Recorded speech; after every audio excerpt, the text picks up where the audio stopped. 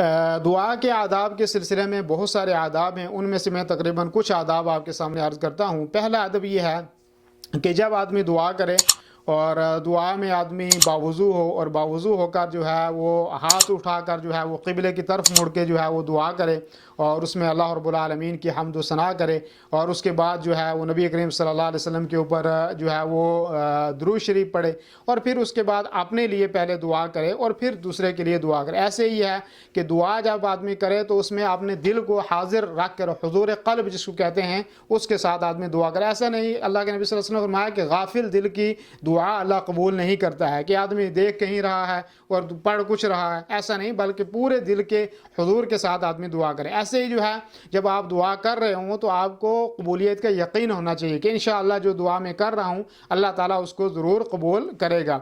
और ऐसे ही यह है कि अल्लाह रब्बुल आलमीन के नामों के ज़रिए से दुआ करे, कि अस्मा के ज़रिए से आदमी दुआ करे। ऐसे ही दुआ के अंदर क़ता ताल्लुक़ी की दुआ नहीं होना चाहिए कि आदमी रिश्तेदारों से नाता तोड़ने की दुआ कर रहा हो, ये नहीं होनी चाहिए। ऐसे ही दुआ के सिलसिले में जो है वो जल्दी नहीं करनी चाहिए। बहुत ज़्यादा लोग कहते हैं कि अल्लाह के नबी सल्लल्लाहु अलैहि वसल्लम का फरमान है कि उस बंदे की दुआ कबूल होती है कि जब तक वो जल्दी ना करे।